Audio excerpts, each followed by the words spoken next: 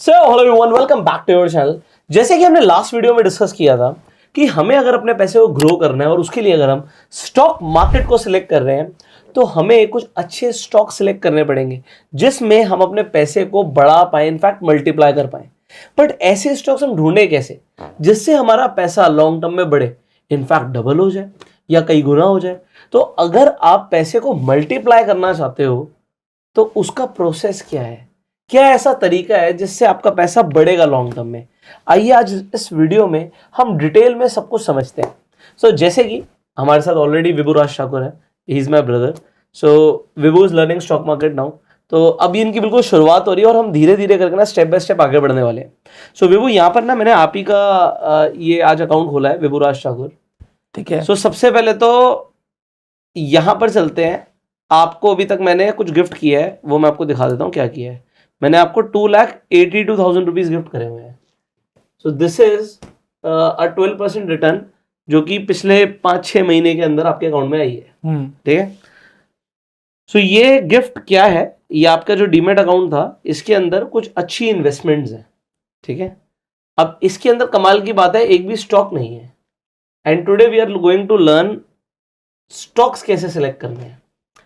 इसमें एक भी स्टॉक नहीं है, बट मैं आपको ये बता दूं, इसके अंदर आपके पास इंडिया के और इनफैक्ट इंडिया से बाहर के, अमेरिका के, चाइना के, ओप्पो, वीवो सब कुछ खरीद रखा है मैंने। ठीक है। आपके अकाउंट में एचडीएफसी बैंक भी है, आईसीआईसी बैंक भी है, एक्सिस बैंक भी है। आपके बंच ऑफ स्टॉक्स। आपके अकाउंट में गोल्ड भी है और गोल्ड पे भी आपके पास 12% की रिटर्न है और पिछले 6 महीने में। सो ये कैसे आई है, क्या हुआ है और ये क्या होता है, आपको आज हम सिखाने वाले हैं। ठीक है। तो ये आपको, जैसे मैंने बोला, 281 आपको ऑलरेडी प्लस में चल रहा है आपका अकाउंट। आज का आपका जो डे पीएनएल है ऐसे देखते हैं, ये 4,500 रुपये प्रॉफिट में है। तो जब अब आप कॉलेज में आए, ये हमने आपके लिए काम कर दिया। अब इसे आपको आगे बढ़ाना है। ठीक है। इसे आगे बढ़ाने के लिए हम क्या क्या करने वाले हैं, क्या क्या समझने वाले हैं, बहुत कुछ समझेंगे आज इस वीडियो में हम। ठीक है। सबसे पहले हम बात करते हैं ये क्या था और आज हम क्या डिस्कस कर रहे हैं। बेसिकली ये सारे ईटीएफ्स हैं। मैं तो ईटीएफ ही फैन हूं। आपके पास कोई म्यूचुअल फंड नहीं है। ठीक है। आपके पास सारे ईटीएफ्स हैं। हमने ईटीएफ खरीदे और मैं ईटीएफ खुद भी अपने अकाउंट में वही खरीदता हूँ। सो ये हमने आपको एक गिफ्ट दे दिया, आपके अकाउंट में ईटीएफ्स है। अब आगे की बात करते हैं। जैसे कि अब ये है एचडीएफसी बैंक, क्या मैं इसे यहाँ पे खरीद लूँ? इसके लिए तो स्टडी करनी पड़ेगी। क्या स्टडी करनी पड़ेगी? फंडामेंटल्स देखने पड़ेंगे। ये एग्जांपल हिंदुस्तान यूनिलीवर है, क्या मैं इसे खरीद लूँ? जस्ट चार्ट देख के तो मैं नहीं बता सकता, उसके लिए थोड़ा बहुत देखना पड़ेगा। सो मैं आपको समझाता हूँ। मार्केट में 2 तरीके से लोग इन्वेस्टमेंट्स करते हैं। ठीक है। एक होता है चार्ट देख के इन्वेस्टमेंट करना, ठीक है, जो कि काफी अच्छा होता है। मैं भी चार्ट देखता हूँ। ठीक है। और एक होता है फंडामेंटल्स को देख के इन्वेस्ट करना, जो ज्यादातर लोग वैल्यू इन्वेस्टिंग की बात करते हैं, लॉन्ग टर्म इन्वेस्टिंग की बात करते हैं। वैसे मैं चार्ट वार्ट नहीं देखना। ठीक है। ठीक है। तो आज मैं आपको एक बहुत बड़ी लर्निंग देने वाला हूं। लोग कहते हैं जो प्राइस को देखते हैं, प्राइस डिस्काउंट्स एवरीथिंग। इसका मतलब क्या हुआ कि अगर अच्छा प्राइस में मिल रहा है तो वो डिस्काउंट भी हो सकता है, महंगे पे मिल रहा है तो बेकार भी हो सकता है। तो आम आदमी ऐसे ही समझेगा जैसे आपने समझा। हाँ। प्राइस डिस्काउंट्स एवरीथिंग का मतलब क्या है कि अगर किसी कंपनी के साथ अच्छा होने वाला होगा तो उसके प्राइस में दिखना शुरू हो जाएगा, बढ़ने लग जाएगा वो। हाँ। और अगर किसी कंपनी का बुरा हो रहा होगा तो उसके प्राइस में दिख जाएगा। ठीक है, कम हो जाएगा। जो फंडामेंटल्स वाले होते हैं वो हमेशा पीछे होते हैं। ठीक है। क्योंकि जब आप किसी कंपनी की फंडामेंटल स्टडी करने जाते हो, जो भी डेटा अवेलेबल होता है वो पुराना होता है। इसीलिए बोला जाता है, जैसे मैं हिंदुस्तान जिंक की बात करता हूं, ये काफी अच्छा स्टॉक है। मैं काफी टाइम से देख रहा था, कोई रिकमेंडेशन नहीं इस वीडियो में। अभी मैं हिंदुस्तान यूनिलीवर का चार्ट खोला हुआ था, जिंक खुल गया तो खुल गया। देखिए जरा इसके साथ क्या हुआ है। यहाँ पे कुछ नहीं दिख रहा आपको, 140% रिटर्न हो रहा। हाँ, आप वहां पर देखिए, वहां पे कुतुब मीनार बना हुआ है। तो फंडामेंटल जो स्टडी करते हैं और जो टेक्निकल, ये मैंने चार्ट जानबूझ के खोला है। मेरे रिडार में स्टॉक था, बट इसे खरीदना कब है ये इंपॉर्टेंट है। ठीक है। ऑल्दो मैंने बोला मैं स्टॉक्स में खुद इन्वेस्ट नहीं करता, बट यस हमारे ऑफिस में एक अकाउंट में हम स्विंग ट्रेडिंग करते हैं, जो मैं एक लिमिटेड अमाउंट से करता हूँ। क्योंकि जो मेरा पीस ऑफ माइंड है वो खराब नहीं होना चाहिए। तो बड़े अमाउंट से हमेशा मैं ईटीएफ्स बाय करता हूं। बट एक स्विंग ट्रेड जिसमें हम रोटेशन करते हैं, खरीदते हैं बेचते हैं, वो एक छोटे अमाउंट से हम ठीक करते हैं। है। सो अगर हम इस स्टॉक की बात करें तो अब मैंने जैसे बोला दो तरीके के लोग हैं। एक है फंडामेंटल एनालिस्ट, वो इस स्टॉक को पिक कर लेंगे, मान लो यहां पर कहीं पर भी, और बोलेंगे इसमें हम इन्वेस्ट कर देते हैं। अब वो पता है क्या करेंगे, वो यहां से लेके यहां तक बैठे रहे, या फिर मैं 5 साल का चार्ट खोलता हूं, ठीक है, बहुत टाइम से, वो मान लो यहां पे 5 साल पहले 2019 में उन्होंने खरीद लिया, अब 5 साल तक उसकी कोई रिटर्न ही नहीं है, 2024 तक ठीक है, कुछ नहीं है कमाया इसने। ठीक है। तो अगर आप 5 साल तक उस पैसे को ऐसी जगह लगाते, हमने समझा था कि भाई 5-6 साल में तो पैसा डबल होना ही चाहिए। ठीक है, if your money is not multiplying in 6 years, you are a bad investor. ठीक है। आप बहुत बुरे इन्वेस्टर हो। अगर आप 6 साल में पैसे को डबल नहीं कर पा रहे तो आपको इन्वेस्टमेंट नहीं आता, साफ बात, मैं मुंह पे बोलूंगा। उससे बढ़िया तो एफडी में रख दो, ठीक है। 12 साल में तो वही डबल कर देगा। तो 6 साल तो इज अ टाइम कि हमें अपने पैसे को डबल करना आना ही चाहिए। मेरा होराइजन हम कहते हैं और कम होना चाहिए। मतलब मैं एक एग्रेसिव इन्वेस्टर भी हूं, ऐसा नहीं है कि मैं ईटीएफ लोगों को सेफ लग रहा है, मैं उसमें जो करता हूं उससे मुझे पता है कि मैं ज्यादातर म्यूचुअल फंड मैनेजर्स को बीट करता हूं, मुझे पता है क्यों। वॉरेन बफे बोलता है, वॉरेन बफे बोलते हैं कि भाई आप इंडेक्स में इन्वेस्ट करो, आप सिर्फ इंडेक्स में, इंडेक्स मतलब जैसे ईटीएफ है, ईटीएफ मेरे इंडेक्स के हैं वो, तो अगर आप इंडेक्स इन्वेस्टिंग करते हो तो आप ज्यादातर म्यूचुअल फंड मैनेजर्स को आउट परफॉर्म कर रहे हो, और फिर मैं उसमें एवरेजिंग करता हूं। तो मैं शायद 95% म्यूचुअल फंड मैनेजर्स एवरेजिंग मतलब वो मैं समझाऊंगा आपको। एवरेजिंग होता है कि अगर रेट गिरे तो उसे दोबारा खरीद लो, बट आप स्टॉक्स में नहीं कर सकते ऐसा। अच्छा, ठीक है। क्योंकि स्टॉक्स का हालत जैसे मैंने बताया था, येस बैंक जैसी हो सकती है, यूपीएल जैसी हो सकती है, गिरता ही चला जा रहा है, तो एवरेजिंग में आपको नुकसान होगा। You can only do that with index. ठीक है। इंडेक्स क्या होता है? इंडेक्स होता है कि हम कई सारे स्टॉक्स से मिलकर एक इंडेक्स बना देते हैं, उसमें अलग अलग वेटेज में स्टॉक्स होते हैं, मैं आपको वो भी सब दिखाऊंगा। तो अब टेक्निकल सीखना क्यों जरूरी है, चार्ट पढ़ना क्यों जरूरी है, इसका आंसर दे रहा हूं। चार्ट पढ़ना इसलिए जरूरी है कि जब आप यहां पर हो, या फिर मैं अभी हिंदुस्तान जिंक खोल रहा हूं, ठीक है, तो जो टेक्निकल एनालिस्ट होगा वो चार्ट भी देखेगा, फंडामेंटल पे कंपनी रखेगा रेडार पे, बट उसके बाद वो क्या करेगा, यहां पर एक कंसोलिडेशन के लिए हम हॉरिजॉन्टल लाइन यूज करते हैं। जब तक प्राइस एक कंसोलिडेशन फेज में है, यहां पर आपको साफ समझ आ रहा है कि एक रेंज के अंदर स्टॉक है, जब तक वो रेंज को तोड़ के ऊपर नहीं जा रहा तब तक टेक्निकल एनालिस्ट अंदर नहीं घुसेगा। अच्छा, तो हमें क्या करना है, हमें अच्छे स्टॉक्स तो पिक करने हैं, वो हम करेंगे, फंडामेंटल आज हम एनालिसिस सीखेंगे, बट हम उसमें पैसा तब लगाएंगे जब वो भागने वाला होगा, हम उसे पकड़ेंगे टेक्निकल देख के, टेक्निकल देख के। ठीक है। अगर हम देखो इसमें क्या होता है, हमारा होराइजन क्या है, if our horizon is forever, ठीक है, अगर हम कहते हैं तो आप हिंदुस्तान जिंक जैसी कंपनी नहीं चूज कर सकते, ये छोटी कंपनी होगी कंपैरेटिवली। अच्छा। मैं हिंदुस्तान यूनिलीवर की बात करूं, वो एक अच्छी कंपनी हो गई।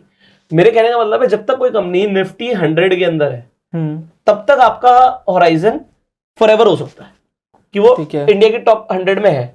अगर वो टॉप 100 से बाहर हो गई तो आप आउट हो सकते हो, तो वो आपको होराइजन समझना पड़ेगा, आप कब तक इन्वेस्ट करना चाहते हो। सो मैं एग्जाम्पल देता हूं, for example you are at the age of 19 right now, आप 19 साल के हैं, है ना। अब आप 19 साल के हैं तो अभी मेरी एज तक आने में भी आपके पास 10 साल है ना। इन 10 सालों के अंदर you can take more risk. तेरी शादी नहीं हुई, बच्चे नहीं है, कोई जिम्मेदारी नहीं है ना, घर मिला हुआ, कोई लोन नहीं है, गाड़ी की तेरे को कोई किस्त नहीं भरनी, पेट्रोल के पैसे, ultimately you are dependent. And some people who are at your age, जिनके पास रिस्पॉन्सिबिलिटीज कम है, आपको अपनी वेल्थ बनानी है। आज जो दिया हुआ है वो मम्मी पापा का है या मेरा है, आज आपके पास आपका क्या है। आज कई सारी फैमिलीज में ऐसा है, पेरेंट्स इनिशियल सपोर्ट कर सकते हैं, एक बार सपोर्ट कर दिया, बट उसके बाद आप उसे कितना आगे लेके जाते हो, it is up to you. So that is what you are going to create.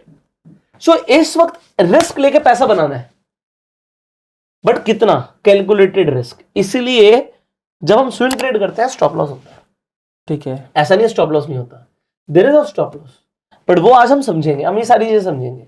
So it is a good stock, क्योंकि इसने आप देखो कुछ ही टाइम के अंदर पैसे को डबल कर दिया, ठीक है, ये आप देख सकते हैं चार्ट पे। जब इसने तोड़ा था हम उसके बाद ही खरीदते। तो अगर हम यहां पर जाके खरीदते 360 के भाव पे तो हमें प्राइस 720 चाहिए था। क्या 720 क्रॉस कर गया? हाँ, 100% कर गया। सो पैसा डबल हो गया। ऑल दो नजर रखनी पड़ेगी, कंपनी ठीक है, सब कुछ ठीक है, खरीदना कब है? बात आती है खरीदना कब है। अगर आप खरीद के बैठ गए, मैंने बोला 5 साल तक मोमेंटम नहीं है और 5 साल में तो पैसा डबल ही करना है, बिल्कुल। तो फिर क्या करें? That is a question, that is how you start. So stock market क्या है? अच्छी चीजें पिक करनी है, अच्छी कंपनीज पिक करनी है, बट उन पे बेट कब लगानी है? जब वो चलना शुरू करती है। ठीक है। तो ये फर्क होता है एक वैल्यू इन्वेस्टर में और एक मोमेंटम इन्वेस्टर में। वैल्यू इन्वेस्टर क्या करता है? सस्ता ढूंढता है, सस्ता मिल जाए, सस्ता मिल जाए। अब वो सस्ता क्या होता है? How do you identify? इसका शेयर अभी 780 रुपए का है, महंगा सस्ता है? देखना पड़ेगा। कैसे देखोगे? फंडामेंटल्स देख के, इंट्रिंसिक वैल्यू देख के। परफेक्ट। इन्होंने जो बात बोली इंट्रिंसिक वैल्यू देख के, इंट्रिंसिक वैल्यू क्या होती है?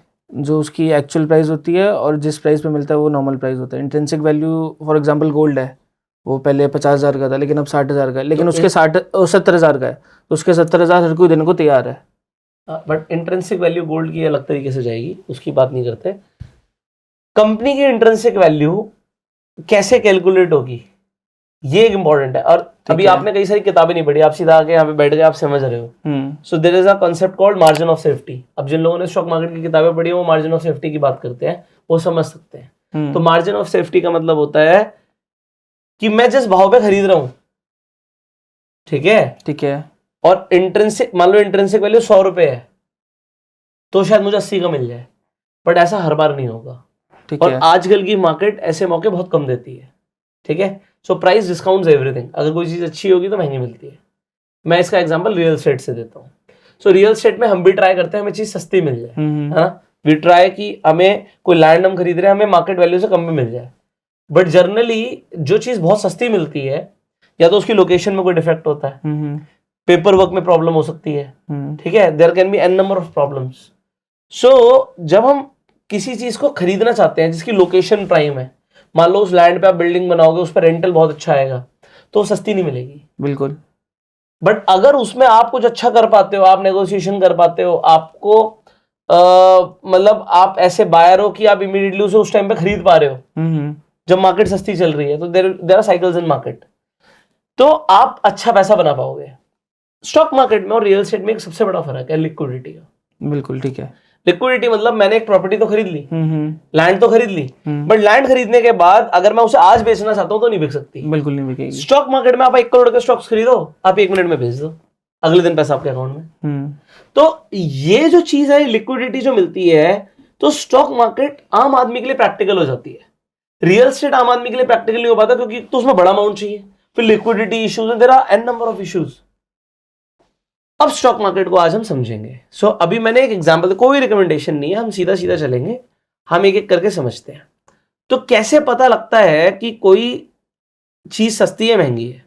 सो कई सारी वेबसाइट्स हैं, एग्जांपल है टिकर टेप, एक स्क्रीनर आपके लिए। अब हम जैसे हिंदुस्तान जिंक की फंडामेंटल एनालिसिस करते हैं इस टाइम पर। अब आप क्या कहते हैं कि इस टाइम पर ये महंगा है सस्ता है, तो एक आम आदमी को वैल्यूएशन कैसे पता लगेगी, इंट्रिंसिक वैल्यू कैसे पता लगेगी? तो जो आप इंटरनेट पे स्क्रीनर्स यूज करते हो, तो आपको जैसे वैल्यूएशन दिख रही है, वैल्यूएशन में स्कोर है 1, मतलब हाई है वैल्यूएशन। अब वैल्यूएशन उन्होंने कैसे निकाली है? अब आपको कुछ फंडामेंटल, जब आप एनालिसिस कर रहे हो तो कुछ रेशियोज पता होने चाहिए, जैसे कि पी रेशियो क्या, प्राइस टू अर्निंग रेशियो क्या। प्राइस टू अर्निंग रेशियो 40 का है, उस पर इन्होंने जो स्कोर दिया है 1.4 आउट ऑफ 10 दिया है। अब ये प्राइस टू अर्निंग रेशियो का मतलब क्या होता है कि अभी जो प्राइस है उसके हिसाब से अर्निंग क्या है। तो प्राइस जो है अपॉन ईपीएस होता है। अब ईपीएस क्या है? Earning per share. तो अर्निंग कंपनी की जो हुई है उसे डिवाइड कर देते हैं, divide by total number of share से, उससे निकलता है ईपीएस। एडिटर यहां पर आपको दिखा देंगे फॉर्मूला। तो पी रेशियो क्या है? Price upon EPS. प्राइस मतलब करंट मार्केट प्राइस, तो करंट मार्केट प्राइस जैसे हमने देखा अभी 757 का है, डिवाइडेड बाय क्या हो गया? ईपीएस। ईपीएस कैसे निकलता है? अभी बताया मैंने, बताओ कैसे निकलता है? अर्निंग पर शेयर कैसे निकालूंगा? अर्निंग पर शेयर निकालेंगे आप प्राइस में, प्राइस अपॉन ईपीएस, ईपीएस निकलेगा। प्राइस अपॉन ईपीएस, तो पी रेशियो, पी रेशियो निकलेगा। ईपीएस कैसे निकलेगा? भूल गया। मतलब कॉलेज की क्लास चल रही है। देखो ये क्या है ना, ये जर्नल चीज है, मतलब मैंने भी कॉलेज में नहीं पढ़ा है सब, है ना, कोई नहीं पढ़ाता। सो ये समझना जरूरी है आपको, आप पैसा लगाने वाले हो यार। प्रॉब्लम क्या है, ज्यादातर जो स्टूडेंट्स हैं उन्होंने खुद पैसे नहीं कमाए, जैसे आपने भी खुद पैसे नहीं कमाए। जब हम अपना पैसा लगा रहे हैं, मतलब मैं अपना पैसा हिंदुस्तान जिंक को दे रहा हूं, क्यों भाई? अगर मैंने आज इसमें 1 लाख रुपए इन्वेस्ट कर दिए, 10 लाख इन्वेस्ट कर दिए, तो मैंने इन्वेस्ट कर दिया, मतलब मैंने इस कंपनी को दे दिया, मैं क्यों दूं उस कंपनी को? किसी ने अडानी में इन्वेस्ट कर दिया, क्यों करा भाई? येस बैंक में किया, क्यों किया भाई? कुछ तो देख के करोगे। तो ये फॉर्मूला कहीं पेपर में नहीं आएंगे, आप आपको एग्जाम नहीं देने वाले इसका। मार्केट में क्या होता है और लाइफ में क्या होता है, अभी तक आपने स्कूल में कॉलेज में एग्जाम दिए और आप गलत निकले तो क्या होगा? मार्क्स कम आ जाएंगे, ज्यादा से ज्यादा ये होगा, आप फेल हो जाओगे। यहां पे आप फेल पास नहीं होते, यहां पर या तो पॉजिटिव दिखता है, या तो आप मार्केट से पैसा कमाते हो, या आप मार्केट को पैसा दे देते हो। If you fail in market, वो लॉस आता है सीधा। अब प्रॉब्लम क्या है, आपने खुद नहीं कमाया, तो वो लॉस इतना दिल पे नहीं लगता। जिसने जाके मार्केट, मतलब अपने बिजनेस से, जॉब से 2,000, 5,000, 10,000, 50,000 कमाए ना, उसको पता है वो पैसा कैसे कमाया जाता है। अब आज किसी के लिए वो 2 लाख रुपए जो आपके अकाउंट में बहुत बड़ा प्लस है, आपको फर्क ही नहीं पड़ेगा। अब आपको ये समझना, whatever you are doing, it is your hard earn money. तो मैं क्यों लगाऊं पैसा? इसलिए ये सब चीजें जो मैं आपको बता रहा हूं, ये जरूरी है सीखनी। सो पी रेशियो होता है प्राइस अपॉन अर्निंग। जो अभी प्राइस चल रहा है वो सस्ता है महंगा है, मुझे कैसे पता लगेगा? प्राइस के नीचे ईपीएस लगा दूंगा, अर्निंग पर शेयर। और अर्निंग पर शेयर कैसे निकलेगा? जितनी कंपनी ने टोटल अर्निंग करी है, ठीक है, divide by number of shares. ठीक है। अब इससे हमें पता लगता है कि यार पी रेशियो 40 का है, 40 का ज्यादा है। मैं आपको एक जनरल फिगर बता रहा हूं, 20 के नीचे अच्छा माना जाता है, बट ये कंपनी टू कंपनी डिपेंड करेगा। अभी मैं आपको एग्जांपल दूंगा, कई ऐसी कंपनीज है जिनका कभी 20 आएगा ही नहीं, मुश्किल है बहुत, बट वो कंपनीज अच्छी हैं और उनका शेयर भी चलता है।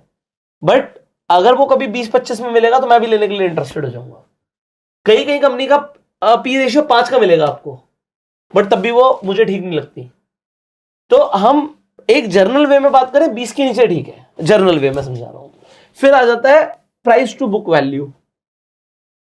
अब बुक्स के अंदर कंपनी की क्या वैल्यू है ना, divide by number of shares. इससे क्या निकलेगा? पीवी रेशियो नहीं, बुक वैल्यू पर शेयर। और हम प्राइस को डिवाइड करेंगे बुक वैल्यू पर शेयर से। ठीक है, थोड़ा कॉम्प्लिकेटेड हो रहा है। हाँ, कॉम्प्लिकेटेड हो रहा है।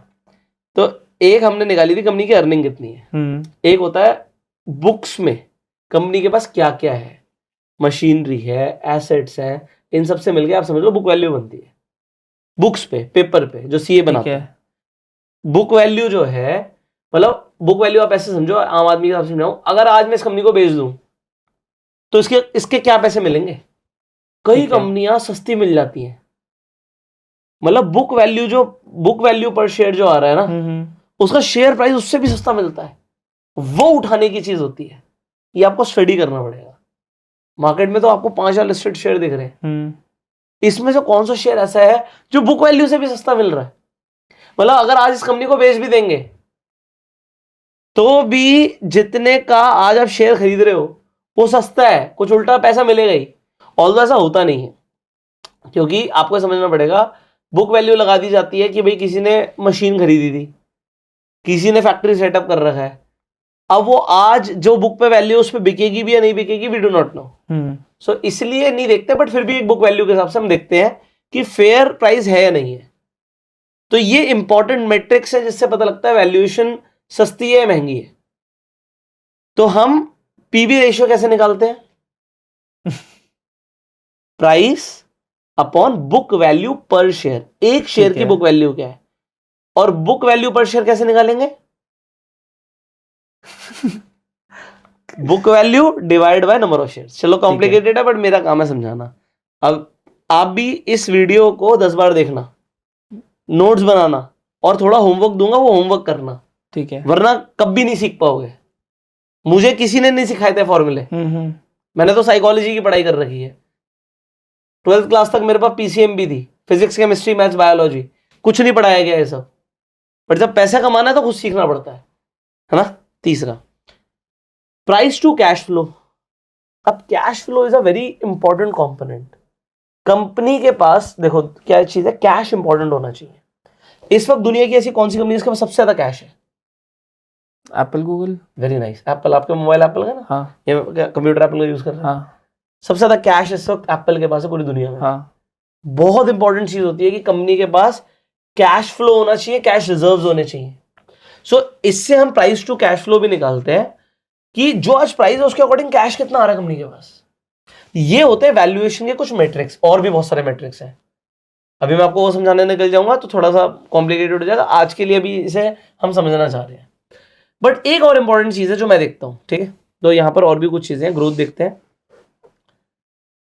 अब ग्रोथ में रेवेन्यू है, कैश फ्लो है, अर्निंग पर शेयर है, ठीक है। अभी हम समझेंगे। प्रॉफिटेबिलिटी की बात करते हैं, आरओई है। आरओई होता है रिटर्न ऑन इक्विटी। सुनते जाओ सभी। प्रॉफिट, फिर अगेन कैश फ्लो इंपॉर्टेंट है, जैसे मैंने बोला। एंट्री पॉइंट, फंडामेंटल्स ऊपर है, technicals I do not know why, हाँ ओवरबॉट जोन में है, ठीक है, ज्यादा खरीद लिए। रेड फ्लैग्स, प्रमोटर की प्लेज होल्डिंग बढ़ गई है या टू मच, अभी हम देखेंगे ये क्या होता है। ये सारी चीजों से एक यहां पर आपको बताया जा रहा है कि इसे इस वक्त खरीदना सही है गलत है, ओके। बट जब आप यही वैल्यूएशन इस टाइम पर करते तो बात कुछ और होती। तो एक फंडामेंटल एनालिस्ट ने उस टाइम पर देखा था कि ये राइट वैल्यूएशन पर था। तो अब हम जैसे जो अभी हम फाइनेंशियल्स डिस्कस कर रहे थे, वो फाइनेंशियल्स आपको किसी भी स्क्रीन पर मिल जाते हैं। जैसे कि हम यहाँ पर इनकम वाइज देखते हैं। सबसे इंपॉर्टेंट होता है कंपनी का रेवेन्यू क्या है, रेवेन्यू क्या आ रहा है और रेवेन्यू क्या हर साल बढ़ रहा है, ये इंपॉर्टेंट होता है। तो जैसे कि अगर हम इसी कंपनी की बात करें तो 2021 में 24,000 करोड़ था, 30,000 करोड़ था, 35,000 करोड़ था, 30,000 करोड़ था। तो ये रेवेन्यू है जो ईयर ऑन ईयर आप ट्रैक करते हो, ठीक है। मुझे ऐसी कंपनी में इंटरेस्ट होता है जिसका ईयर ऑन ईयर रेवेन्यू बढ़ रहा हो। दूसरी चीज होता है इबिट्टा। अब ये इबिट्टा क्या होता है? नेट प्रॉफिट, मतलब जो घर में आ रहा है। नहीं, ये नेट नहीं होता। मतलब जो प्रॉफिट हमें सारे टैक्स वगैरह काटने के बाद बच रहा है वही ना? नहीं, पहले। अच्छा, काटने से पहले आप बच बीबीए रहा कर रहे हो ना? हाँ। Very good. अब आप एमबीए भी करोगे। फिर आप ये पहले सीख लो, फिर आप एमबीए के स्टूडेंट्स को सिखा देना। इबिट्टा का मतलब होता है earning before interest, taxes, depreciation and amortisation. ऐसा लग रहा है कि सी की पढ़ाई चल रही है? नहीं नहीं नहीं। नहीं चल रही ना, ठीक है। तो आप लोग मुझे बताएंगे, पहले मैं आप ही से पूछ लेता हूँ, डेप्रिसिएशन और एमोर्टाइजेशन में फर्क क्या होता है? डेप्रिसिएशन मतलब फॉर एग्जांपल मशीनरी है, वो धीरे धीरे यूज हो रही है, उसके वैल्यू कम हो रही है, तो वो डेप्रिसिएशन हो गई। अमोर्टाइजेशन वो नहीं पता अभी। कोई बात नहीं, आप लोग समझदार हो। हाँ। ये तो लोग गूगल करके लिख देंगे कमेंट में, आप लिख देना क्या होता है, लोगों को भी समझ आ जाएगा। सो होता क्या है कि हम इसमें अर्निंग ले रहे हैं before interest, taxes, depreciation and amortisation. इसका मतलब क्या है? इंटरेस्ट का खर्चा मिलता है। ज्यादातर कंपनी ब्याज पे पैसे उठाती है एग्जांपल, तो उनको इंटरेस्ट लग रहा होगा उस ब्याज के पैसे पे, तो इंटरेस्ट का खर्चा मिल जाता है। तो नेट प्रॉफिट हुआ मान लो 100 रुपए का, और इंटरेस्ट हमने 10 रुपए का दिया, तो अभी नेट प्रॉफिट रह गया लेट से 90 रुपए का।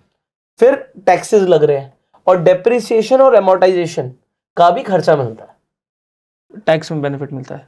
हाँ, मतलब टैक्स में बेनिफिट ऐसे मिलेगा कि अगर मैंने 100 रुपए कमाए थे, उसमें से 10 रुपए मैंने इंटरेस्ट के निकाल दिए, ठीक है। फिर डेप्रिसिएशन और एमोर्टाइजेशन, जो मैंने आपने मशीनरी का एग्जांपल दिया था, लैपटॉप है, मोबाइल फोन है, ऑफिस के अंदर जो चीजें लगा रखी हैं हमने, उसमें हम डेप्रिसिएशन क्लेम करते हैं, तो वो खर्चे में जाता है, ठीक है। तो उससे पहले की अर्निंग क्या थी, मतलब टैक्स वैक्स कटेगा बाद में, अल्टीमेटली कंपनी ने कमाया क्या, इसे बोलते हैं इबिट्टा, ठीक है। तो ये बड़ा फेमस टर्म है इबिट्टा। उसके बाद आ जाता है profit before interest and taxes, PBIT बोलते हैं, प्रॉफिट बिफोर टैक्सेस, ठीक है। फिर नेट इनकम क्या हुई, ये होती है इंपॉर्टेंट। नेट क्या है, इससे कैलकुलेट होता है आपका अर्निंग पर शेयर, ठीक है। सो ईपीएस की बात करी थी मैंने, कहां पर करी थी?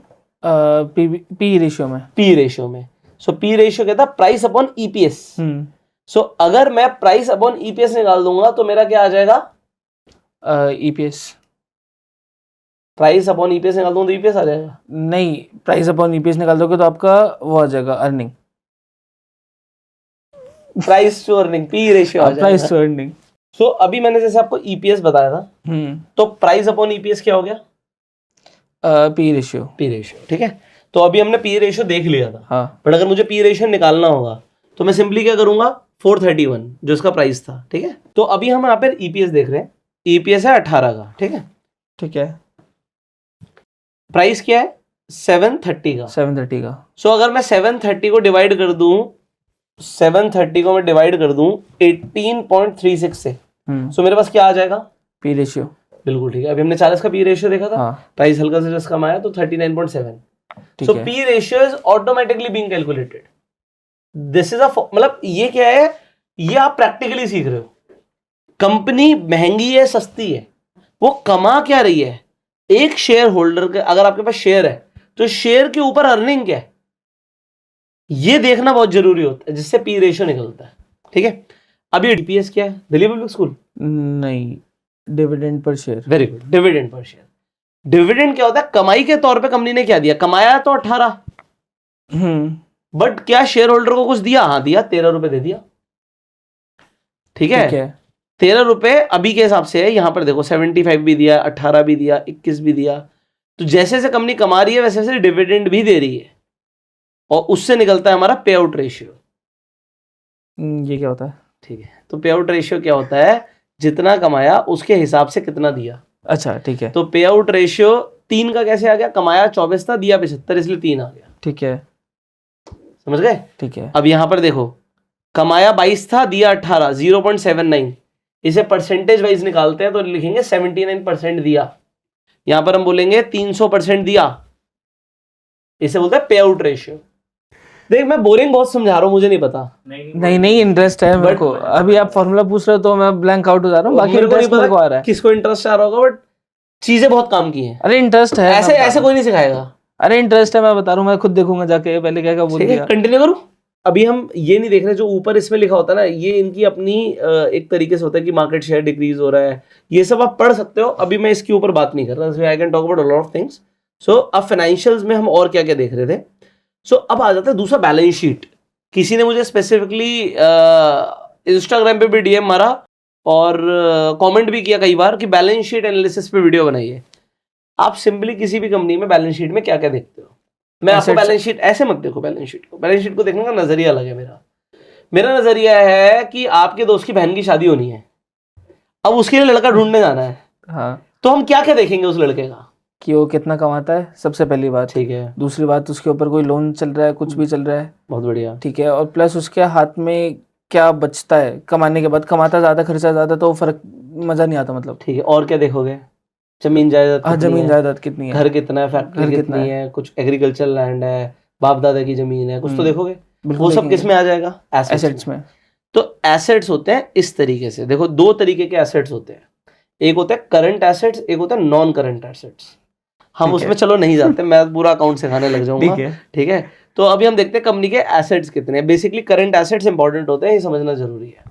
करंट एसेट मतलब आज अभी एकदम से क्या है जिससे हम पैसा ला सकते हैं। कई सारी नॉन करंट एसेट्स ये हो गए कि एसेट तो है बट उसे अभी एकदम से लिक्विडेट करके पैसा नहीं आएगा, बस इतना समझ लो आप। ठीक है, ठीक है। उन दोनों को कंबाइंड रखते हैं, बट करंट एसेट ज्यादा होने चाहिए, बट ऐसा होता नहीं है कंपनियों के पास।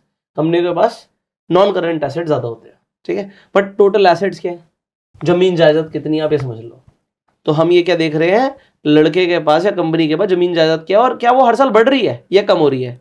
अगर लड़का नहीं कमा तो जमीन कम हो रही है। हाँ ठीक है, आप जो भी किसी भी कंपनी का हो रहा है हम स्टडी करते हैं। जब हम किसी कंपनी को लॉन्ग टर्म एनालिसिस करते हैं तो हम कम से कम 5 सालों का देखते हैं कि 5 सालों में ईयर ऑन ईयर क्या हुआ। एक आधा साल में चीजें ऊपर नीचे हो सकती हैं, बट इससे हम इमीडिएटली जज नहीं करेंगे ओवरऑल क्या हुआ। तो 5 साल 2019 से हम देख रहे हैं 42,000 करोड़, 46,000 करोड़, 45,000 करोड़, 44, ये 35,000 करोड़ दिखा रहा है। ठीक है, तो ये जो दिखा रहा है हमें मान के चलना पड़ेगा। सिमिलरली करंट, और मैंने क्या बोला, इसमें एक प्रॉब्लम क्या होती है कि डेटा कम से कम आपको यहां पर करंट नहीं मिलता। अभी क्या है कि 2024 का कोई डेटा नहीं है, 23 तक का ही डेटा है, तो आपको डिसीजन पुराने डेटा के हिसाब से लेना पड़ता है। सो जो ये वैल्यू इन्वेस्टिंग कर रहे हैं, फंडामेंटल की बात कर रहे हैं, भाई अगर आप बहुत अच्छे लेवल पर हो तो शायद आप इसके आगे का डेटा लेकर आ पाओगे, आम आदमी इससे ऊपर का डेटा नहीं ला पाएगा। तो आप जो भी डिसीजन आज लोगे वो बेस्ड ऑन दीज पैरामीटर होगा। थोड़ा सा इसलिए मैंने आपको क्यों पी रेशियो बताया, उस पर डेटा पुराना आ रहा है, ठीक है। तो आप भी देख सकते हो, जज कर सकते हो, खुद से भी कैलकुलेशन करने के लिए आपके पास फॉर्मूला होना चाहिए कि पता हो कि भाई कैसे निकालूंगा। एक बार पुष्कर भैया ने समझाया था तो याद होगा आपको। अब लाइबिलिटीज की बात करते हैं भाई। जमीन जायदाद इतनी है बट इसको देना कितना है। लाइबिलिटी का मतलब सीधा होता है देना के, ठीक है, मुझे देना है लाइबिलिटी। तो जो आपने बोला ना लोन कितने उसके ऊपर, ये सब आपको लाइबिलिटी से पता लग रहा है। तो दो तरीके की लाइबिलिटी होती है, एक होती है करंट लाइबिलिटी जो इंस्टेंट देनी है, बैंक से लोन उठा रखा है, ब्याज तो देना ही देना, ठीक है, ये एक एग्जाम्पल हुआ। कुछ होती है नॉन करंट लाइबिलिटी, देना है दे देंगे, ठीक है, दे देंगे, एक वाली लाइबिलिटी होती है। करंट लाइबिलिटी अगेन कम होनी चाहिए, बट यहां पर हमें दिख रहा है 17,000 करोड़ की, ये सब करोड़ में फिगर है, करंट लाइबिलिटी दिखा रहा है। हमेशा लाइबिलिटी एसेट से कम होनी चाहिए, मैं तो कहूंगा हाफ होनी चाहिए। तो जो टोटल लाइबिलिटीज है, जैसे यहां पर काफी अच्छा था, 44,000 करोड़ के एसेट्स थे और सिर्फ 10,000 करोड़ की लाइबिलिटी थी। यहाँ पे लाइबिलिटी बढ़ गई, which is not a good flag when somebody is doing fundamental analysis. में एग्जांपल दे रहा हूं। अब बैलेंस शीट एनालिसिस में और भी चीजें होती है, जैसे टोटल इक्विटी क्या है, टोटल लाइबिलिटीज इन शेयर होल्डर्स की इक्विटी क्या है, टोटल कॉमन शेयर्स आउटस्टैंडिंग क्या है। तो ये सब आप पढ़ सकते हो। जो मेन काम की चीज है वो है एसेट्स एंड लाइबिलिटी, जिसमें मैंने सबसे ज्यादा टाइम लगाया है। और इनकम पे इंपॉर्टेंट क्या था, रेवेन्यू और नेट इनकम या इबिट्टा भी ले लो, तो ये इंपॉर्टेंट चीज है पढ़ने के लिए। तीसरा आ जाता है कैश फ्लो, जो मैं कह रहा था बहुत इंपॉर्टेंट है। अब देखो net change in cash, cash company के पास बढ़ रहा है कम हो रहा है, यहाँ पे दिखेगा। तो यहाँ पे जैसे एग्जाम्पल के लिए है, ये दिखा रहा है कि 2022 में प्लस हुआ, ये माइनस हो गया। हमें बढ़ता हुआ कैश चाहिए कंपनी में, so net change in cash plus में होना चाहिए, बहुत अच्छा होता है। फिर होता है चेंज इन वर्किंग कैपिटल, क्या है, कैपिटल एक्सपेंडिचर्स क्या हो रहे हैं, बढ़ रहे हैं कम हो रहे हैं। और फिर होता है फ्री कैश फ्लो, ये बहुत इंपॉर्टेंट होता है। फ्री कैश फ्लो का मतलब क्या है कि कंपनी के पास कैश क्या है, बैंक में पड़ा है, ये बहुत इंपॉर्टेंट होता है। ये ईयर ऑन ईयर बढ़ना बहुत जरूरी है। अभी देखो 11,500 करोड़ का फ्री कैश फ्लो है। सो ये इंपॉर्टेंट है कि उसके पास, कंपनी के पास कैश कितना है। जो कंपनी के पास कैश बहुत कम है, means that is a red flag for me, मेरे लिए बहुत, वो घटता जा रहा है, खत्म होता जा रहा है, तो वो रेड फ्लैग है। बढ़ता जा रहा है तो बहुत बढ़िया, कैश फ्लो बढ़ रहा है ना। सो ये इंपॉर्टेंट पैरामीटर्स मैंने आपको बताया जिससे हम किसी भी कंपनी की एनालिसिस करते हैं। अब आप कोई भी कंपनी बोलो, मैं यहाँ पे एग्जांपल उसकी एक एनालिसिस आपको बताता हूँ। बोलिए आप। आईटीसी बोल लो। सो आईटीसी की फुल फॉर्म भी बता दो इसी बात पे। इंडियन टबैको करके कुछ है, आगे कंपनी बोलना था। Indian tobacco company. सो हम आईटीसी की बात करते हैं। अब आईटीसी के फाइनेंशियल्स पे चलते हैं। अब देखो इसमें सबसे अच्छा क्या होगा, सबसे अच्छा इसका यही होगा कैश फ्लो, ठीक है। कैश फ्लो मेरे को पहले ही पता है क्योंकि ईयर बढ़ रहा है उनका, कैश बहुत है। अब देखो नेट चेंज इन कैश 139 यहाँ पर प्लस दिखा रहा है, ठीक है। Change in working capital expenditure, इसकी हमने बात करी। बैलेंस शीट की हम बात करते हैं। एसेट्स देखो, एसेट्स ईयर ऑन ईयर बढ़ रहे हैं, ठीक है, दिख रहा है आपको, हाँ। बढ़िया है। लाइबिलिटीज कम होनी चाहिए, बट अगर ये बढ़ता जा रहा है तो उसके कंपैरिजन में मैंने हमेशा बोला, for any company you are investing it should be less than half, ठीक है, ये आप ध्यान रखिए। फिर इनकम, रेवेन्यू, स्टेबल कंपनी है, बढ़ता जा रहा है, रेवेन्यू भी बढ़ रहा है, ठीक है, यहाँ पे देखो बढ़ रहा है रेवेन्यू, इबिट्टा ये भी बढ़ रहा है। So it is a good company. अच्छी कंपनियों में आपको ऐसा मिलेगा। So this is how we do are a little bit of fundamentals, but little bit मैंने क्या बोला। अब फंडामेंटल एनालिसिस पता कहां से शुरू होती है, मैक्रो इकोनॉमिक्स से शुरू होती है। ये तो आप सीधा कंपनी स्पेसिफिक आ गए, ऐसे नहीं होती। पहले हम देखते हैं ग्लोबल क्या चल रहा है, ग्लोबल सेंटिमेंट्स क्या है, ग्लोबल सेंटिमेंट्स में से इमर्जिंग इकोनॉमीज कौन सी हैं। हो सकता है इंडिया से बेटर अफ्रीका हो।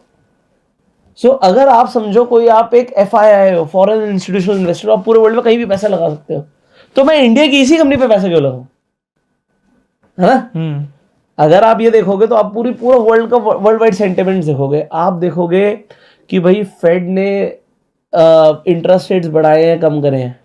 अब ये इंटरेस्ट रेट्स क्या होते हैं, आप में से कई लोग सुनते होंगे कि भाई RBI ने इंटरेस्ट रेट बढ़ा दिए, कम कर दिए, फेड ने इंटरेस्ट रेट बढ़ा दिए, कम कर दिए। तो इंटरेस्ट रेट कौन समझते हैं? इंटरेस्ट रेट आप ऐसे समझो कि आपको बैंक के सेविंग अकाउंट पे ज्यादा इंटरेस्ट मिलेगा या FD पे ज्यादा इंटरेस्ट मिलेगा, तो आप क्या करोगे? कुछ नहीं, इसमें अगर ऑप्शन अच्छा होगा तो कर देंगे, इन्वेस्ट करेंगे ना। ऑप्शन अच्छा होगा तो कर देंगे। अगर आपको आज 7% की जगह एफडी में 10% 12% मिलने लग जाए, रिस्क फ्री इन्वेस्ट कर देंगे। रिस्क इन्वेस्ट कर देंगे, बट फिर पैसा तो लिमिटेड ही होता है। फिर आप क्या करोगे, आप स्टॉक मार्केट से पैसा निकाल लोगे हाँ, और कहाँ लगा दोगे, बैंक में। तो इससे स्टॉक मार्केट पे इम्पैक्ट क्या आएगा, तो स्टॉक मार्केट डाउन हो सकती है क्योंकि पैसे निकल रहे हैं वहां से। कितना आसान तरीके से आपने समझ लिया। ठीक है, सो मैक्रो इकोनॉमिक्स से फंडामेंटल एनालिसिस शुरू होती है। ठीक है, उसमें हम प्रोजेक्शंस देखते हैं कि कितने टाइम से फेड ने इंटरेस्ट रेट नहीं बढ़ाए हैं या कितने टाइम से बढ़ाता जा रहा है, आप कम करेगा। तो इस तरीके से हम देखते हैं, फिर हम ओवरऑल देखते हैं कि कौन सी इकोनॉमीज ग्रो हो सकती हैं। हम फिर हो सकता है बांग्लादेश को पकड़े, बांग्लादेश में भी स्टॉक एक्सचेंज है, हाँ होगा। ठीक है, तो हम हो सकता है वहां पे पकड़े, यार वहां पे यार एक्सपोर्ट बढ़ रहा है इनका, तो वहां की कंपनीज भी निकाल सकते हैं हम।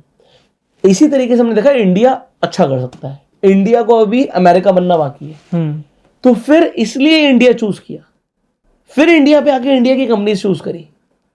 और भी बहुत सारे पैरामीटर्स होते हैं, इन्फ्लेशन क्या चल रहा है, अल्टीमेटली बहुत सारे डेटा आता है, अनएम्प्लॉयमेंट डेटा आता है, इन सब से स्टॉक मार्केट पर फर्क पड़ता है। तो फंडामेंटल वाले को कितना कुछ पढ़ना पड़ेगा, मेरे पास तो इतनी डिग्रीज ही नहीं है। तो कोई भी भैया मतलब बड़ी कंपनी मेरे को ऐसा हायर ही नहीं करेगी, वो डिग्री देख के अगर हायर करना होगा। बट हमने जब बोला कि प्राइस डिस्काउंट्स एवरीथिंग, उसका मतलब क्या है, इतना फंडामेंटल करने के बाद भी हो सकता है मैं गलत हूं, इसीलिए प्राइस देखते हैं, इसीलिए प्राइस देखते हैं कि अगर कंपनी के साथ कुछ गलत होना होगा तो प्राइस बता देगा। ठीक है, ये जो भी हो रहा होगा प्राइस बता देगा, इसलिए प्राइस को साथ में देखना बहुत ज्यादा इंपॉर्टेंट हो जाता है। You should see the price, what is happening. Nifty बढ़ रहा है, हिंदुस्तान जिंक आज नीचे जा रहा है, एग्जांपल, क्या इसका कुछ मतलब है? इसे बोलते हैं रिलेटिव स्ट्रेंथ। रिलेटिव स्ट्रेंथ कि निफ्टी के कंपैरिजन में मेरा स्टॉक ज्यादा अच्छा चल रहा है या कम अच्छा चल रहा है, this is relative strength. Example, Nifty 0.18% ऊपर है, बट अभी मैं हिंदुस्तान यूनिलीवर की बात कर रहा था, वो 2% ऊपर है, तो रिलेटिवली ये बेटर स्टॉक हुआ। अब हम जब टेक्निकल्स देखते हैं, मैं टेक्निकल्स भी साथ साथ ही ले रहा हूं, आप सिंपली देखते हो फंडामेंटली कंपनी बहुत अच्छी है। क्या आपको इस चार्ट को देखकर दिख रहा है कि नीचे मिल रही है या महंगी मिल रही है? इस चार्ट को देख के क्या दिख रहा है, बस इतना बताओ आप। ये यहां पे प्राइस है, अभी यहां तक गया था प्राइस, सस्ता मिल रहा है महंगा मिल रहा है? इसको देख के तो ये दिख रहा है सस्ता दिख रहा है। हाँ, हमें देखना पड़ता है। हाँ, ठीक है, बट हम गिरती हुई चीज नहीं खरीदते। ठीक है, ठीक है, we never catch the falling sword, साला अपने ऊपर ही कटेगी। ठीक है, तो हम गिरती हुई तलवार को नहीं खरीदना चाहते। वहां से उठना शुरू करे, उसका कुछ कुछ अभी हम आपको चार्ट पढ़ना नहीं आता, बट कैन यू सी कि कुछ हो रहा है, कुछ कुछ हो रहा है, नीचे जाके ऊपर जाने की कुछ लग रहा प्रोबेबिलिटी है। हाँ, तो अभी आपको कुछ भी नहीं पता, तब भी आप कह रहे हो कि ये नीचे था, यहां से ऊपर था। हाँ, अब अगर ये इस लेवल को तोड़ता है, एग्जाम्पल इस लेवल को, तो ये प्रीवियसली यहां से ऊपर गया था, फिर नीचे गिर गया था। अगर इसे तोड़ता है तो क्या ये और ऊपर जा सकता है? जा सकता है। कहां तक जा सकता है? जहां से गिरता है हम वही मान के चलते हैं, वहां तक जा सकता है। तो ये यहां से गिरा था लास्ट, ठीक है, that was the last swing. ठीक है, सो ये यहां तक जा सकता है। ठीक है, अगर ये इसे भी तोड़ देता है, फिर ये कहां तक जा सकता है? फिर ये यहां तक जा सकता है, नेक्स्ट हाईएस्ट हो, नेक्स्ट होगा। ठीक है, फिर यहां तक जा सकता है, फिर ये कहां तक जा सकता है? जो उसका नेक्स्ट हाईएस्ट नहीं, फिर आसमान है इसके। तो आपने क्या किया, अभी आपने टेक्निकल एनालिसिस सीखने की कोशिश कर दी, इसे हम बोलते हैं सपोर्ट एंड रेजिस्टेंस। ठीक है, अब हम इसकी टेक्निकल्स की आगे बात करेंगे, बहुत इंपॉर्टेंट है, बट अभी हम फंडामेंटल्स को समझ रहे थे। फंडामेंटल्स देखते हुए हम टेक्निकल पर जाके उसे लेने की कोशिश करते हैं। ठीक है, अब वो लोग कहते हैं नहीं यार ये ना बहुत महंगा है, अभी भी महंगा है, ये काम करो यहां पे मिलेगा तो खरीदूंगा। ठीक है, यहां पे हो सकता कभी आए ना अब दोबारा। ठीक है, तो क्या किया जाए, पैसा तो कमाना है। मैंने लास्ट वीडियो में बोला था बिना खरीदे भी पैसा कमाया जा सकता है। हाँ, वो कैसे हो सकता है? मैं कह रहा हूं भाई ये मोटा मोटा यहाँ पे मान लो ये 2200 का रेट ले लो आप, 2200 के रेट पे आएगा तो खरीदूंगा, हो सकता कभी ना आए, तो निकल जाता है हाथ से स्टॉक और मैं पैसा भी नहीं बना पाता, तो मैं क्या करूं? नहीं पता। सो एक तरीका होता है कि जो वॉरेन बफे भी फॉलो करते हैं कि भाई जब इस रेट पर आएगा तब लेंगे। वो अब क्योंकि वो कॉम्प्लेक्स हो जाएगा, बट मजेदार बहुत है कि आप हो सकता है 50,000 रुपए ही इन्वेस्ट करो और आप 10% रिटर्न निकाल रहे हो, बट ऑल्दो हमारे पास पैसे होने चाहिए कि शेयर इस भाव पे आएगा तो हम खरीदने के लिए रेडी होने चाहिए। सो वो कैसे होगा, we will teach you further. बहुत इंपॉर्टेंट है, मेरे को बड़ा मजा आता है, ठीक है, उस तरीके से बाय करने में। ओके, सो हमने अभी क्या देखा, हमने ये देखा कि फंडामेंटल के साथ टेक्निकल को जोड़ना जरूरी है, ठीक है। अब ये वीडियो और लंबी हो सकती है क्योंकि मैं सीधा आपको स्टॉक सिलेक्शन पर चल सकता हूं कि अगर मुझे स्टॉक सिलेक्ट करने हैं तो how I am going to select stocks for swing trade and long term trade, ठीक है। बट आज इसे इतना ही रोकते हैं। आज हम फंडामेंटल्स की बात कर रहे थे, तो हमने फंडामेंटल एनालिसिस को समझा है। एक इंपॉर्टेंट चीज वो रह गई थी, वो बहुत इंपॉर्टेंट है, जिसके बिना मेरी एनालिसिस कंप्लीट नहीं होती फंडामेंटल्स के अंदर, which is debt to equity ratio. Company ने डेट कितना उठाया हुआ है, जो कि लेस देन 1 होना चाहिए। लेस देन 1 है मतलब इक्विटी के कंपैरिजन में डेट कम है, ठीक है। अगर कंपनी ज्यादा उधार उठा रही है, ज्यादा लोन उठा रही है, मेरे लिए रेड फ्लैग है। सो ये एशियन पेंट्स का चार्ट है, निफ्टी 50 का ही पार्ट है। यहाँ पर जाके आप एडिट कर सकते हो। तो एडिट करके जैसे यहाँ पर एडिट करोगे तो आपने यहाँ पे जैसे हमने लिया टोटल डेट और टोटल इक्विटी आपको देखनी है। अब डेट टू इक्विटी क्या होता है, डेट ऊपर आएगा, इक्विटी नीचे आएगी। बड़ा क्या होगा, अगर डेट बड़ा होगा तभी नंबर 1 से ऊपर होगा। तो आपको सिंपली क्या देखना, कुछ भी नहीं देखना, ये बताओ डेट ज्यादा है इक्विटी ज्यादा है? इक्विटी ज्यादा है। खत्म बात, बढ़िया है। अगर डेट ज्यादा हुआ तो प्रॉब्लम है, ठीक है। एग्जांपल देते हैं, हम वोडाफोन आइडिया की बात करते हैं, ठीक है। अब यहां पर क्या होना चाहिए, ये देखिए डेट है यहाँ पे आपका 2,37,766 करोड़ और इक्विटी नेगेटिव में आ रही है। इट मींस बिल्कुल रेड फ्लैग, हम नहीं पैसा लगाएंगे, ठीक है। जुआ नहीं खेलना हमने ना। सिमिलरली कई सारी स्मॉल कैप की कंपनीज आपको मिल जाएंगी जो आप ढूंढने जाएंगे तो आपको लगेगा यार इसके अंदर डेट बहुत ज़्यादा है, बट अभी हम निफ्टी 50 पे स्पेसिफिक हैं। एग्जांपल लेते हैं एक और, अदानी एंटरप्राइजेस, ठीक है। सो अभी क्या चल रहा है, डेट चल रहा है 53,000 करोड़, इक्विटी है 37,000 करोड़। अभी नहीं लगाएंगे, अभी हम नहीं लगाएंगे, हमें डेट ज़्यादा दिख रहा है। ऑल्दो ऐसा ज़रूरी नहीं है कि भाई ये कंपनी नहीं चलेगी, ऐसा ज़रूरी नहीं है, बट मेरा ये पैरामीटर है कि यार डेट टू इक्विटी 1 से कम होना चाहिए, तब भी पैसा लगाने का फायदा है। जो कंपनी के ऊपर कर्जा कम है, जब मार्केट भागती है तो वो और तेज भागती है, बस आपको ध्यान रखना है। सो कभी भी पैसा लगाना है डेट टू इक्विटी जरूर देखना है, ठीक है। समझ आ गया? आ गया। अब मैं आपका काम और आसान कर देता हूँ, ठीक है। तो I will give you homework also. आपको यहाँ पे स्क्रीनर पर जाना है। जब आप स्क्रीनर पर जाते हो, किसी भी स्क्रीन पर जा सकते हो आप, यहाँ पर ना आपको स्टॉक यूनिवर्स मिलेगा। आप यहाँ पर ले लीजिएगा निफ्टी 500।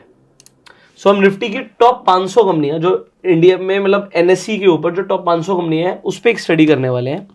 अब यहाँ पर हमने बोला था डेट टू इक्विटी, आपको नहीं मिल रहा, आप ऐड फिल्टर पे क्लिक करो, आप यहाँ पे लिखो डेट, हमारे पास आ गया डेट टू इक्विटी, इसे सिलेक्ट कर लो, ठीक है। सो अब हमें देखना है कि ऐसी कौन सी कंपनी है जिसका डेट टू इक्विटी रेशियो कम है, ठीक है। सो हमें यहाँ पर बहुत सारी ऐसी कंपनियां मिल जाएंगी जिसमें आपको डेट टू इक्विटी रेशियो 1 से नीचे मिलेगा। So you have a lot of companies to study.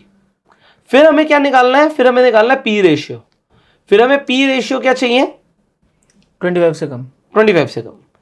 तो नेगेटिव पी रेशियो का क्या मतलब हुआ कि कंपनी लॉस में है, कंपनी लॉस में है। तो प्राइस अपॉन अर्निंग होता है और अर्निंग अगर नेगेटिव में है तो पी रेशियो नेगेटिव में हो जाएगा। अब यहां पर आपको दिख रहा है भाई पी रेशियो आ गया 4, 5, 6 आपको आ गया, बट उसके साथ साथ हमें देखना है उसका डेट टू इक्विटी क्या है। सो मुझे डेट टू इक्विटी भी कम चाहिए, पी रेशियो भी कम चाहिए। एग्जांपल राजेश एक्सपोर्ट्स में देखता हूं, इसका पी रेशियो 6 का, डेट टू इक्विटी है 4.9 का, ज्यादा है, डेट टू इक्विटी ज्यादा है। फिर मैं देखता हूं Gujarat Narmada Valley Fertilizer, P ratio 6.7, 0.02, but क्या मैं इसे खरीद लूं? नहीं। इसके बाद हम क्या करेंगे, बाकी फंडामेंटल एनालिसिस करेंगे और खरीदेंगे तब जब हम इसे पहले हमारी वॉच लिस्ट में ऐड करेंगे और जब टेक्निकल्स पे मुझे दिखेगा कुछ तब मैं खरीदूंगा। मतलब थोड़ा सा टाइम लगाना है, पैसा डालने से पहले will have to study very hard, ठीक है। अभी अगेन गुजरात स्टेट फर्टिलाइजर्स यहाँ पर है, हमें ऐसी ही कंपनीज देखनी है। जैसे अब यहाँ पर देखिए ये गुजरात की कंपनीज क्यों आ रही है, ठीक है। ये देखिए KRBL Limited, P ratio 10, debt to equity 5 है, ज्यादा है ना। फिर गुजरात मिनरल डेवलपमेंट, ये भी इसका कम है। गुजरात की कंपनियां लोन कम लेती हैं, हाँ। सो फिर यहाँ पर देखो मुझे Bajaj holdings and investment limited मिला, जिसका पी रेशियो 12 का चल रहा है, डेट टू इक्विटी 0.18 चल रही है। So this is how we are going to filter out, and then हमें एक वॉच लिस्ट बनानी है। मुझे बहुत ज्यादा स्टॉक्स नहीं चाहिए आपसे, 5-7 स्टॉक्स भी अगर आप निकाल लेते हो, विल मेक अ प्लेलिस्ट बोल देता हूँ, यूट्यूब हमारा काम है। सो हम वॉच लिस्ट बनाएंगे, एंड वॉच लिस्ट जब हम बनाएंगे उसमें हम ट्रैक करेंगे, and then will think to buy कि हम उसे खरीदना है नहीं खरीदना। तो ये आपका होमवर्क है। अगर आप लोग भी यही होमवर्क करेंगे तो आप लोगों की भी अंडरस्टैंडिंग और बेटर हो जाएगी। आपको फंडामेंटल एनालिसिस जो आज आपने समझी है, ये आपके होमवर्क करने से आपके दिमाग में छप जाएगी। फिर भी अगर आपके कुछ सवाल है आप कमेंट में पूछ सकते हैं। इसके साथ साथ इस वीडियो को आप शेयर कीजिएगा, जिससे मैक्सिमम लोगों तक ये अवेयरनेस पहुंचे, लोगों को फंडामेंटल एनालिसिस फ्री में सीखने को मिले, और आप लोगों को बता सकते हो कि इस तरीके से वो stock market step by step सीख सकते हैं। आप लोगों के भी डाउट्स क्लियर हो रहे होंगे। फिर भी कुछ डाउट्स आप कमेंट में पूछेगा। इंडिया की कौन सी सिटी से आप इस वीडियो को देख रहे हैं ये भी कमेंट करके बताइएगा। फाइनली, अगर आप लोग स्टॉक मार्केट में इन्वेस्टमेंट करना चाहते हैं, आपके पास डीमेट अकाउंट नहीं है, फ्री में जाकर अपना डीमेट अकाउंट खुलवा सकते हैं। आपको लिंक डिस्क्रिप्शन और पिन कमेंट में मिल जाएंगे। एंड कई सारी कंपनीज इस वक्त रेफर एंड अर्न पर भी बहुत अच्छा ऑप्शन दे रही हैं। मतलब आप डीमेट अकाउंट खुलवाने के बाद रेफर एंड अर्न करके भी पैसे कमा सकते हो। आपको स्टॉक मार्केट में इन्वेस्ट करना है, ट्रेड करना है, स्टॉक्स खरीदने, ETF खरीदने, म्यूचुअल फंड खरीदने, उस सब के लिए आपको क्या चाहिए होता है, एक demat account. So link description pin comment में, do checkout. Like this video अपना प्यार देने के लिए, एंड फाइनली आप चैनल को सब्सक्राइब कीजिए, बेल आइकन पर क्लिक कीजिए, जिससे आने वाली एक भी वीडियो आप मिस ना करें। We will see you in the next video. Till that time, you go self made and जय हिंद।